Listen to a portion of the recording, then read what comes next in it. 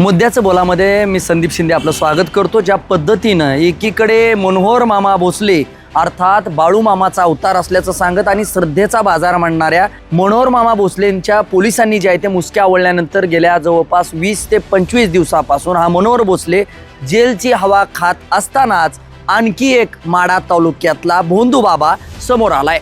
माढा तालुक्यातल्या आडेगावमध्ये असलेल्या आश्रमामध्ये नाना वीरकर अर्थात गुरुमाऊली नावानं परिचित असलेल्या या भोंदू बाबाचे पर्दाफाश करण्यात जो आहे तो टेंभुर्णी पोलिसांना यश आले। अर्थात सोलापूर जिल्हा पोलीस अधीक्षक अतुल कुलकर्णी यांच्या माध्यमातून या भोंदू बाबाच्या ज्या आहे त्या फिर्यादी भक्तांच्या तक्रारीनुसार आलेल्या या भोंदू बाबाच्या आणि त्याच्या भावाच्या जे आहे ते मुसक्या आवळण्यात पोलिसांना यश आलंय। मात्र प्रश्न हाच अधोरेखित होतोय की एकीकडे भोंदू बाबांचं प्रस्थ वाढतंय, एकीकडे मनोहर भोसले प्रकरण सुरू असताना करमाळा असेल कुर्डुवाडी असेल या ठिकाणी जवळपास 4 ते 5 गुन्हे दाखल असतानाच दुसरीकडे माढा तालुक्यातल्या आडेगावमधून नाना वीरकर अर्थात राज्यभरामध्ये ज्याची चलती आहे आणि सर्वात महत्त्वाचं लोकप्रतिनिधींच्या नावाखाली ज्यांनी हा बनाव रचला गेलाय अशा नाना वीरकर गुरुमाऊलीला अर्थात पोलिसांनी अटक केलंय। त्याच्या मुसक्या वेळेत तो जेलची हवा खातोय। ज्या पद्धतीनं लाखो रुपये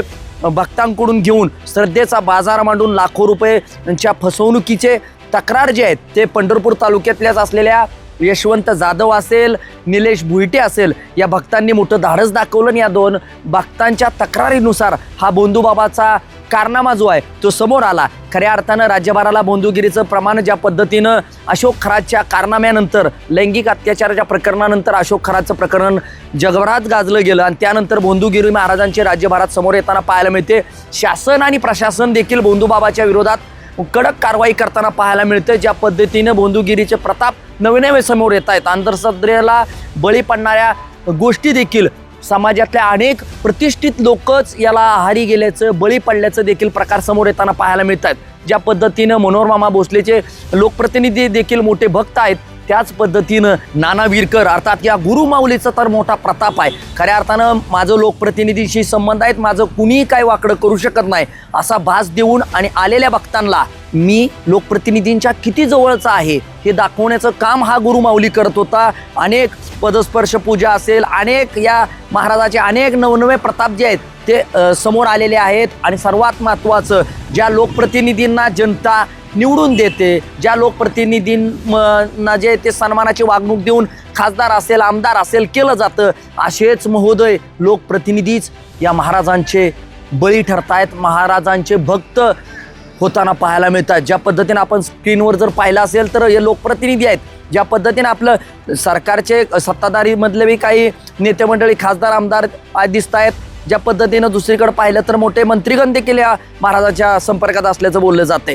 त्यामुळं लोकप्रतिनिधींना आपण करतोय काय, सर्वाधिक आपण एकीकडे सांगतोय पुरोगामी महाराष्ट्रात राहतोय, विज्ञानवादी युग आहे, एकीकडे अंधश्रद्धेला बळी पडू नका असा सल्ला देणारे हे महोदय मात्र स्वतःच या महाराजाच्या आहारी जाताना पाहायला मिळत आहेत, त्याचं दर्शन घेत आहेत, त्याचे फोटो येत आहेत। अर्थात सर्वजण म्हणतील की हा वैयक्तिक विषय आहे, मात्र हा भोंदूगिरीचा प्रताप जो आहे तो सार्वजनिक समोर आलेला आहे, सार्वजनिक समाजाच्या समोर आलाय। त्यामुळं हा विषय आता वैयक्तिक राहिलेला नाही। त्यामुळं लोकप्रतिनिधींनी देखील आता डोळ्यात अंजन घालून स्वतःच चिंतन करणं गरजेचं आहे की अशा भोंदूगिरी करणाऱ्या महाराजांसमोर जर आपले फोटो असतील तर तुम्ही मतदारसंघातल्या जनता असेल किंवा राज्यभरातल्या जनतेला काय संदेश देऊ इच्छिता।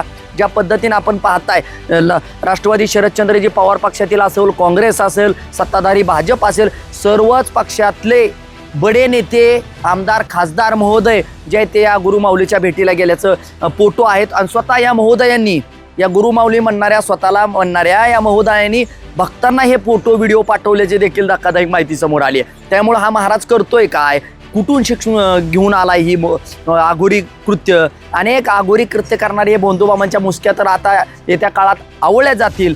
मात्र लोकप्रतिनिधींचे समाज माध्यमावर असतील, प्रिंट मीडियामध्ये आलेले फोटो असतील, एकंदरीत हा सगळा प्रकार जो आहे तो अतिशय खेदजनक आहे। दुसरीकडे आपण सांगतोय काय आणि प्रत्यक्षात कृती करतोय काय याचं देखील चिंता जे आहे ते करणं गरजेचं आहे। ज्या पद्धतीनं एकीकडे आपण उपदेशाचे डोस देत असताना आपण कृतीतून करतोय काय याचं देखील बोध घेणं प्रत्येकाचं काम आहे आणि लोकप्रतिनिधी कुठेतरी हे कमी पडताना दिसत आहेत, जेणेकरून एकीकडे आपण विज्ञानवादी विचार अंमलात आणण्याचं आव्हान प्रत्येक शाळांमध्ये कार्यक्रमामध्ये करत असताना, विद्यार्थ्यांना, जनतेला, मतदारांना आव्हान करत असताना आपण करतोय काय?